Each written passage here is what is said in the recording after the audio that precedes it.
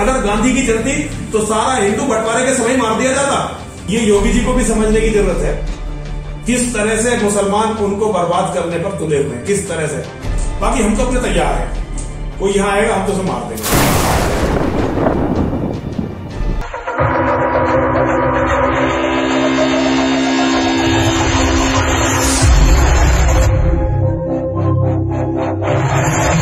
आपने देखा कि कल गोरखनाथ मंदिर पे अटैक हुआ। ये कुछ उस तरह का था जो कुछ महीने पहले डासना देवी मंदिर में भी लोग सर्जिकल ब्लेड लेकर के आए थे। उससे पहले आसिफ आया था मंदिर की रेकी करने, जिसको वामपंथी मीडिया ने एक नैरेटिव बुना कि बच्चा आया था पानी पीने। हालांकि वो बच्चे की कहानी पूरी दुनिया के सामने उजागर हो गई कि वो यहां पे किस कार्य से आया था, और वो सारी चीजें दुनिया ने देखी है सोशल मीडिया के माध्यम से। गोरखनाथ मंदिर पे जो हमला हुआ है और उसके बाद पागलपन की एक कहानी बुननी शुरू कर दी पूरे मीडिया ने। उसके अब्बा जान का, अहमद मुर्तजा के अब्बा को पूरे दिन मीडिया ने दिखाया अपने टीवी चैनल्स पे। और अब्बा ने क्या किया, 10 अप्रैल 2018 के पर्चे दिखा दिए डॉक्टर के, दिमाग की दवाइयां खा रहा है, ये है वो है। आपको लगता है अजीत डोभाल जी पे फरवरी के महीने में उनके घर में भी एक आतंकी ने प्रवेश करने की चेष्टा की थी। उसने भी बाद में यही बोला कि जी मेरी दिमाग की हालत ठीक नहीं है। क्या एक रैकेट सुनियोजित वहां पे षड्यंत्र के तहत तैयार किया गया है, जैसे अवयस्कों से, नाबालिग बच्चों से क्राइम करवाने का एक प्रोपेगेंडा था, एक षड्यंत्र था जिसको कि अब तो पूरी दुनिया जान चुकी है। एक ये नया शगुफा छोड़ा गया, एक नया एक्सपेरिमेंट किया गया कि आप क्राइम करवाओ, आतंकी घटना करवाओ और बाद में मेडिकल सर्टिफिकेट दिखा के ये साबित कर दो कि ये अमुक व्यक्ति तो पागल है। देखिए, इस व्यक्ति की जो पारिवारिक बैकग्राउंड है ना, उस पर ध्यान देना जरूरी है। इस व्यक्ति का जो ये गोरखपीठ पर पकड़ा गया है, ये खुद आईआईटी का केमिकल इंजीनियर 2015 का आईआईटी का मुंबई का पास आउट है। तो इसकी दिमागी हालत को तो समझ लो कि इसकी दिमागी हालत क्या होगी। इसका जो बाप है वो वकील है और इसका बाबा जो था वो जज था।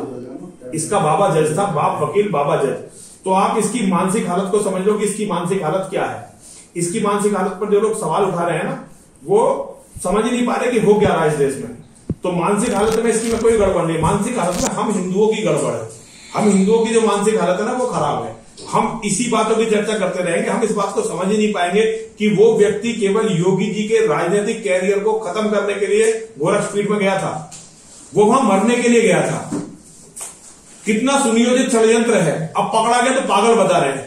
अगर पकड़ा नहीं जाता तो बताते कि आईआईटीएन को जो है वहां पे पुलिस ने गोली मार दी क्योंकि वो मुसलमान था।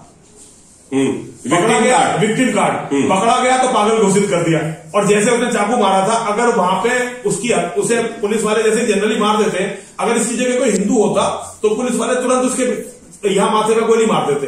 क्योंकि ये मुसलमान था, देखने मुसलमान लग रहा था, तो पुलिस वालों की हिम्मत नहीं हुई था गोली मारने की। और वो नारे लगा रहा था अल्लाह अकबर, अल्लाह अकबर।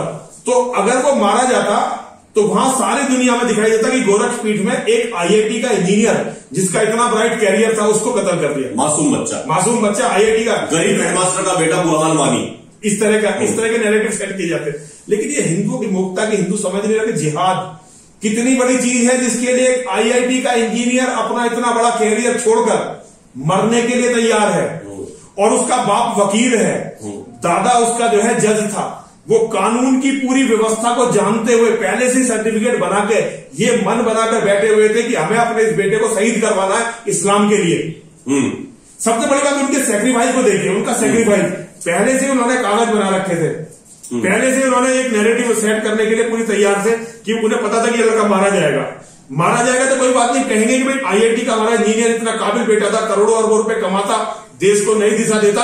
अत्याचारी योगी की पुलिस ने गोरखपीठ में से मार दिया। और योगी जी का सारा कैरियर, जैसे आपने देखा एक जियाउल हक नाम का एक बहुत करप्ट डीएसपी था, जिसके चक्कर में राजा भैया के साथ बड़ा पंगा हुआ था। तो वो बड़ा करप्ट डीएसपी था, लेकिन वो अब राजा भैया के साथ सारी दुनिया को पता क्या हुआ। ऐसे ही ये योगी जी के राजनीतिक कैरियर को समाप्त करने का एक प्रयास था योगी जी के राजनीतिक कैरियर को समाप्त करने का। क्योंकि योगी जी को वैसे हरा तो पाए नहीं, ना हरा पाएंगे। तो ये योगी जी के राजनीतिक कैरियर पर इतना बड़ा आघात, कितनी सोची समझी साजिश है, कितना बड़ा षड्यंत्र है ये। लेकिन किसी भी जैसे जो लोग हमारे एक भाषण पे हमें हिंदू विरोधी, योगी जी का गद्दार, मोदी जी का गद्दार घोषित कर रहे हैं, वो कुछ भी नहीं बोलेंगे इस पर, क्योंकि उनकी औकात नहीं है। हिंदू को गाली देकर अपने आप को बड़ा और महान सिद्ध करना इनकी इतनी ही औकात है।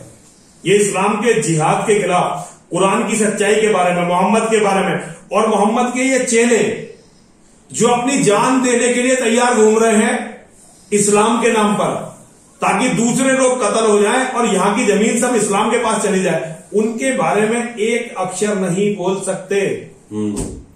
ये इनकी औकात है। तो ये योगी जी को भी समझने की जरूरत है किस तरह से मुसलमान उनको बर्बाद करने पर तुले हुए हैं, किस तरह से, और क्या क्या खेल चल सकते हैं योगी जी के साथ। ये उनके साथ हो सकता है, हमारे साथ हो सकता है। ये हमारे मंदिर में आजकल सुरक्षा कम हो गई, हमारे यहां भी कोई आ सकता है मुसलमान घुस के, और हम मारेंगे तो मुकदमे फिर हम ही पे लिखे जाएंगे, सारे मुकदमे फिर हम ही पे लिखे जाएंगे। तो ये हो सकता है, ये कोई बहुत बड़ी बात नहीं है। और यहाँ पे भी फिर कोई पागलपन का खेल हो जाएगा, जैसे आसिफ को बच्चा बना दिया, कल को कोई डासना देवी मंदिर में आएगा और कहने का जी मानसिक रूप से सटका हुआ था, जाना बाएं था, दाएं मुड़ के मंदिर में घुस गया। बिल्कुल।